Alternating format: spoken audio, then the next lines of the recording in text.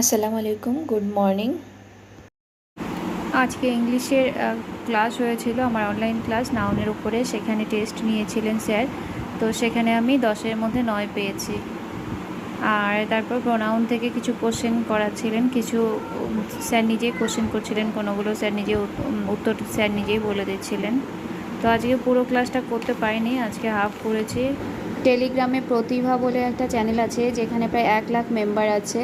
আর সবাই তো আর টেস্ট দেয় না, তবে অনেকজনই টেস্ট দেয়। যেমন এখন 1986 জন অনলাইন আছে, এরকম বেশিরভাগই অনলাইন, মানে সবসময় প্রায় 2000-এর কাছাকাছি অনলাইন থাকে। তো সকালবেলা 10টার সময়, সন্ধে 8টা আর 9:30টার সময় ওখানে মক হয়, যেটা 30 সেকেন্ড করে সময় থাকে, অনলাইন মক যেটা।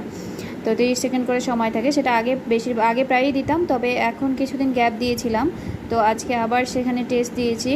তো যার মধ্যে হচ্ছে টোটাল 15টা কোশ্চেন ছিল। 15টা কোশ্চেনের মধ্যে আমি পেরেছিলাম 12টা।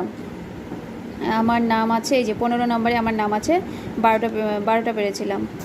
আর 20 জনের নাম ওরা লিস্টে দেয়। আর তারপরে সন্ধ্যে 6টার সময় ওদের একটা অফলাইন মক হয়, এটা আমি অ্যাটেন্ড করিনি। আর যেটা অনলাইন হয় ওটা সঙ্গে সঙ্গে করতে হয়, না হলে ওটা চলে যাবে। ওটা 30 সেকেন্ড টাইম থাকে। তো 8টার সময় আবার দুটো মক দিয়েছিল, 15 করে দুটো দিয়েছিল একসাথে।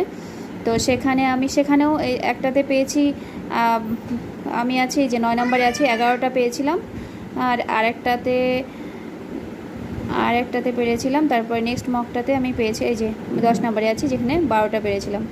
তো আবার 9:30টার সময় আরেকটা মক আছে, ওটাও দেবো। এখান থেকে তোমরাও দিতে পারো চাইলে, ভালোই দেয় কোশ্চেনগুলো মোটামুটি।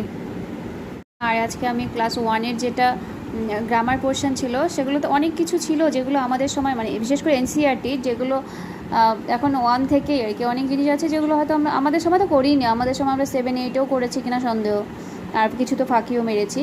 তো সেইগুলো যেমন নাউনের জেন্ডারগুলো, তারপরে সিঙ্গুলার প্লুরাল, তো সেগুলোর বিভিন্ন নিয়মগুলো।